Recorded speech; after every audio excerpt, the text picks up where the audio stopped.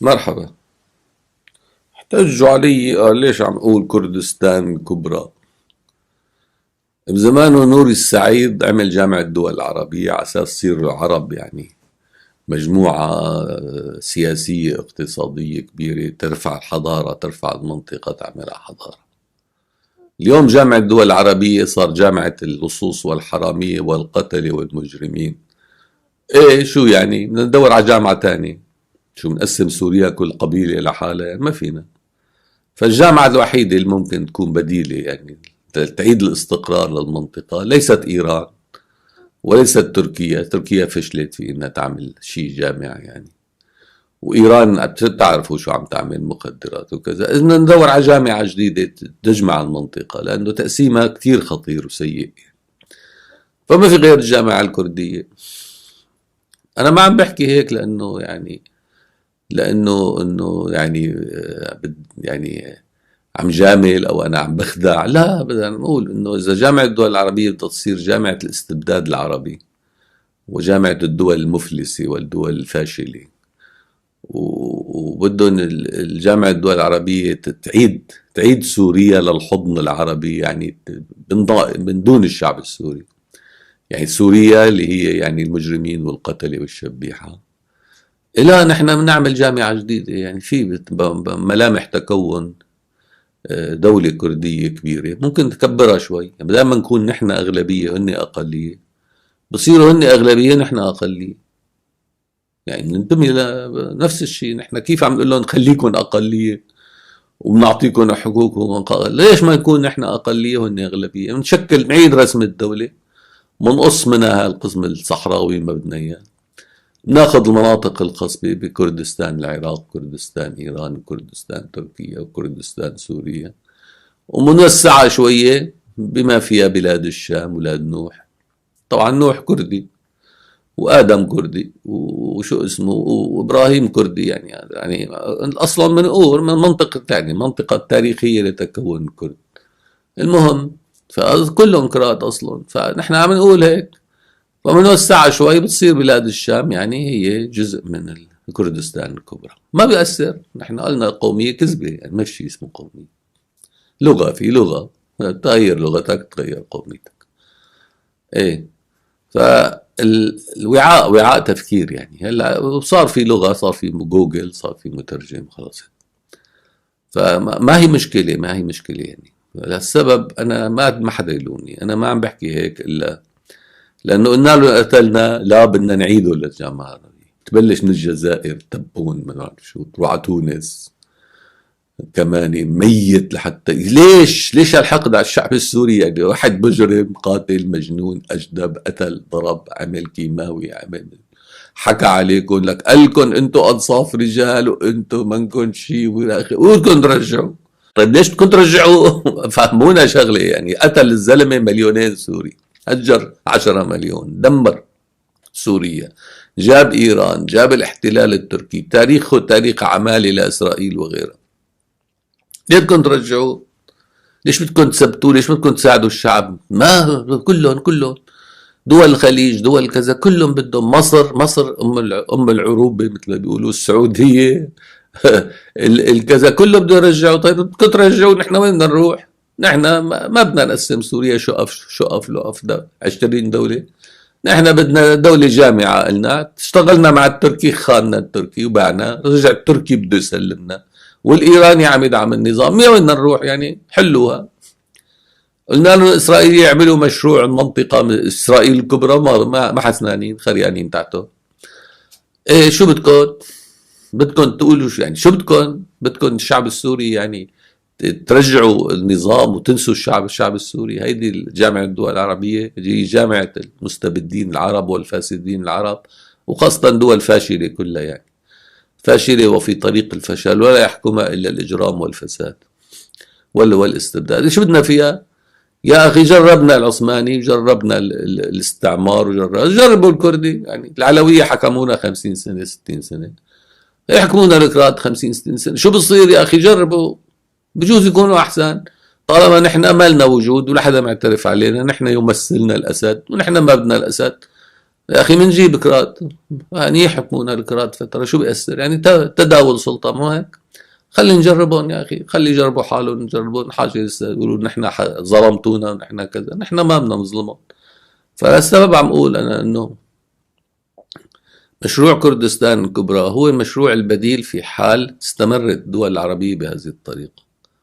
ما في حل تاني يعني، لأنه التقسيم شيء خطير كتير وسيء جدا. فبده قومية تكون كبيرة وطاغية، بدها تكون دولة كبيرة واسعة، يعني ما بتنجح اليوم. دولة صغيرة ما بتنجح، بتفشل. هي العولمة. هلا المشروع اللي عم يمشوا عليه حاليا هو مشروع شو؟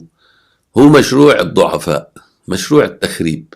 انه انا مثلا موجود بالمنطقة كدولة جديدة ومعاني من مليون أزمة، فالحل الوحيد لأني ضل مستمر ضل حواليه خربانة.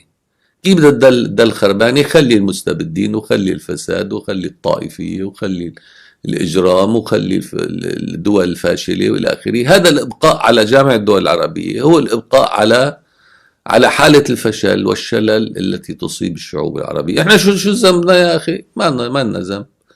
يعني تاركين إيراني مثلا، تركيا بدها تفوت بالشمال 25 كيلو، يا لطيف عامة الدنيا.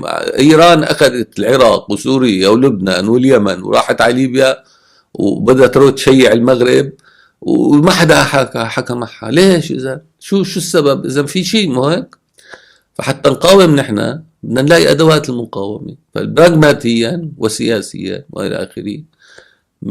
نرجع نصحح يعني في انتماءات أخرى، في تحولات أخرى بتصير جيوسياسية كبيرة مهمة بتقوض كل هالمشاريع وبتعيد بناء المنطقة. فالكرد موجودين بأربع دول، ممتاز، نعمل دولة كردية. الشعب التركي بينبسط، والشعب السوري بينبسط، والشعب العراقي بينبسط، والشعب الإيراني اللي بده ينضم لكردستان، أهلا وسهلا، بصير مشروع كردستان الكبرى. ومنصير نحن مواطنين، يعني أقلية في كردستان الكبرى، لكن أقلية نحن عمل ناظر من هلا إنه أخي نحن بدنا حقوق يعني معترف بها، مثل يقولوا دستورية. إيه بقولنا يا جماعة جاهزين على شراكة، مو جاهزين يجيبونا عبيد عند آل الأسد أو عند آل السيسي أو عند عرفتوا كيف؟ هذا في فرق. إذا نحن كطلاب حرية وطلاب كرامة في مشاريع سياسية كثير. فمشروع كردستان الكبرى أنا ما عم أقول إنه يعني مزحة ولا شيء، ولا عم بكذب عليهم، عم أقول تصحيح التاريخ. يعني التاريخ في ظلم كتير بالتاريخ. يعني الشعب الكردي ما بحياته شكل دولة وإلى آخره، فخلي نصحح التاريخ. كمان حل، يعني المنطقة رايحة على العولمة، فما بفينا نحن نحكي بتقسيمات صغيرة. بدنا نحكي بدولة كبيرة، دولة واسعة. إذا الدول العربية ما بدها تتجمع على باطل، لا نحن بنروح على ناس ثانيين، نروح نتجمع. وما كان عندنا مانع نروح لعند تركي، يعني احنا بالعكس كلياتنا صرنا يوما ما سوركيين، وبدنا التراك، وخذوا الشام يا أخي بس خلصونا، ولك رجعوا العثمانيين بس خلصونا من القتل وكذا. حما خط أحمر خط أخضر، طلعت شو؟ طلعوا عم يسلموا حلب ويسلموا، وعم يضطهدوا الشعب العربي، وبيضطهدوا الكرد وبيضطهدوا والى اخره، وخربوا لنا الشمال السوري كله، وجابوا الزعران وجابوا الحراميه والفاسدين، وشو عرفوا يعني القصص. المشروع الايراني ما عم يترك لك مجال، بده يقاوم اسرائيل بالكابتيجون وبالمخدرات وبالدعاره وبالخيانه وبالتهجير السنه. اخي طب ترك لك مجال تحالف معه الايراني الا الاخوان المسلمين على طريقتهم وطريقته. كمان مو ظابطه معنا. إسرائيل ضعيف، ما عنده مشروع. الغرب قال أنا ما دخلني بنسحب. أوروبا كلها مع إيران قلبا وقالبا. الفرنسي والألماني والدول الاسكندنافية واللي لا كلهم مع إيران يعني بيعتبرون هدول حلفاء تاريخيين، يعني الفرس. فهدول ما بدهم يانا. طيب شو نعمل؟ ننقرض؟ وين نروح؟ يعني وين بدها تروح العالم اللاجئين الكذا؟ بدنا مشروع، مو هيك؟ مشروع لإعادة بناء منطقة عراق وسوريا بلاد الرافدين تكون منطقة قوية وعزيزة. إذا دول الخليج بدهم يخونونا وبدهم بدهم بشار أسد وبدهم زعران إيران يحكموا المنطقة، نحن منروح مع الكراد ومتشكل تحالف عربي كردي تركماني مثل ما بيقولوا إلى حد ما.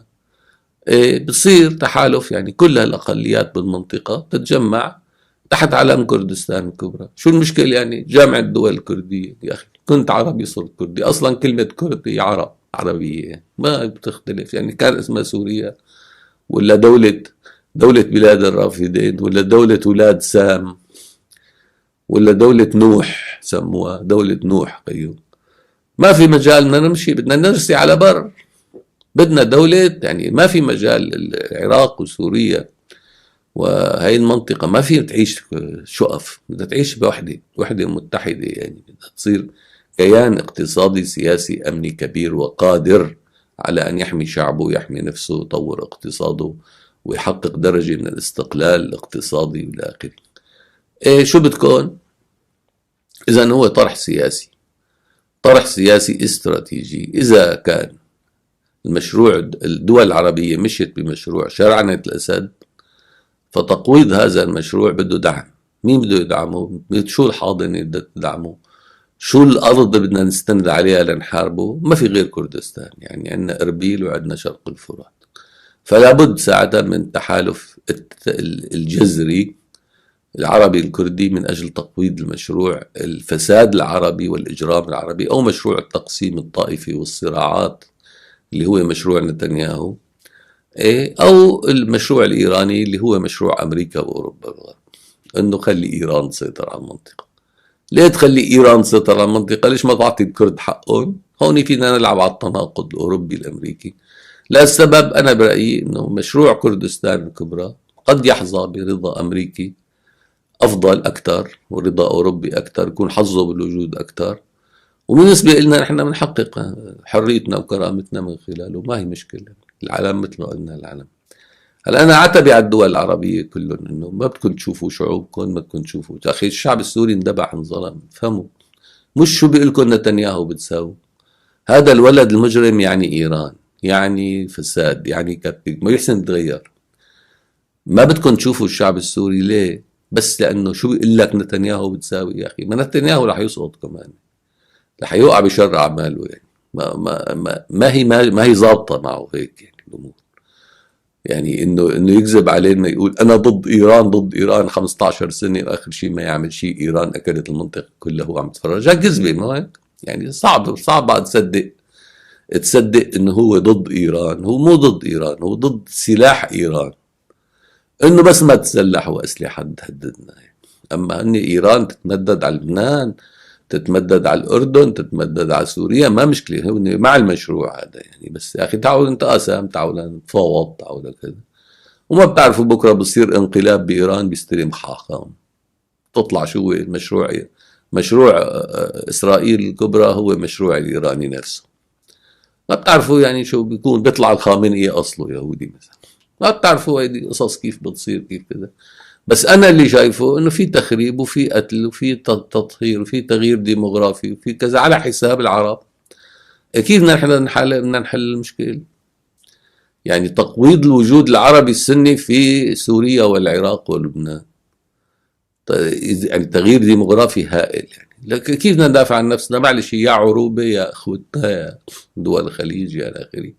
اذا انتم ضدنا واذا انتم بدكم الايراني والروسي والاحتلال والمدري شو، وبدكم الشبيحة وبدكم الزعران وبدكم كذا وبدكم، عمره ما يرجع حدا من اللاجئين، يا بترجع ذليل يا ما بترجع، كله خايف على كرسي وخايف. في شيء وجود تاريخي بزمانه خالد بن الوليد وابو عبيدة الجراح عملوا دولة عربية في دمشق. نحن اليوم بعد 1400 سنة راحت هيدي، ما عدنا أغلبية بمنطقة. تمام، انتم بدكم هيك، شريك الخراق صاروا خسروا، بيعك بالبساط بيعوا بالقشور. انتو جامعة الدول العربية، جامعة الفساد العربي، بدكم بشار أسد، نحن المعارضة بدنا كردستان. ومن ده العرب ما مشكلة، وبلا العروبة كمان. إذا العروبة تعني الذل وتعني الظلم وتعني العنصرية وتعني الإرهاب وتعني، لا بلاها. عرفتوا كيف؟ فلا، ليس عارا أن نكون في دولة كردية. هلا عايشين بدولة سويدية نحن، يعني عرفتوا كيف؟ يعني ما تفكروا انه الموضوع يعني ما في خيارات والامور رح تمشي مثل ما بتكون. انتو ولا اليمين الاسرائيلي ولا الاخر ما رح تمشي يعني. بكره بيوقعكم بشر اعمالكم. عرفتوا كيف؟ يعني تمشوا وراه بيوقعكم بشر اعمالكم مثل ما بيوقع الشعب الاسرائيلي بشر اعماله. هالطريقه في التفكير جوابها هيك. ترجعوا بنرجع، تشتغلوا بتلعبوا بنلعب. ونحن علاقتنا التاريخية مع الأخوة الكرد ستبقى، إن كانت دولة عربية ولا إن كانت دولة كردية ولا إن كانت دولة بلا هوية، وأنا بفضل دولة بلا هوية، بس بدها عصبية بالفترة الأولى وبدها قاعدة نوقف عليها. في عندنا مشروع توحيد سوريا والعراق وإضعاف إيران وتركيا ومقاومة الاحتلال والاستعمار والمدري شو بمشروع كردستان. فإذا كردستان الكبرى هي بديل عن جامعة الدول العربية بالنسبة لنا كشعب سوري وعراقي، بديل عن جامعة الدول العربية الفاسدة المجرمة التي هي جمعية للفاسدين والمستبدين. إيه الله يسامحه لنور السعيد. نور السعيد ما كان هيك أبدا تفكيره، لكن هذا المشكلة اللي وقعنا فيها، فبتغير التاريخ. نعم، أنا ما حكيت لا مناورة ولا كذب، أنا عم بحكي سياسي وجيوسياسي يعني. استراتيجيات. إذا هيك الأمور تمشي، لا، المقدس الأول هو الإنسان، هو حريته وكرامته ودولة القانون. القومية والعلم والإلى آخره شيء متحرك ومتغير يخضع للمقدس الأول وليس هو المقدس بذاته. هذا وجهة نظري دائما وأبدا. يتبع بعد الانفتاح اللي تركي آل الشيخ عمله للسعوديه، يعني يمكن في الاول كنا بنشوف في حاجات مقفوله شويه، ابتدت الدنيا تنفتح شويه. هل شايف الموضوع ده مفيد ما شاء الله تبارك الله، قيادتنا اصلا حكيمه، ما بتقدم اي شيء، ما بتعمل اي شيء اللي هو خير لها والبلد. يعني في النهايه كلنا واحد في السعوديه، والمراه زي الرجل. ف انتوا شايفين ما شاء الله تبارك الله النهضه والحضاره اللي احنا فيها. كفايه انه احنا وصلنا من البلدان السياحيه اللي تعتبر الان الاولى في العالم.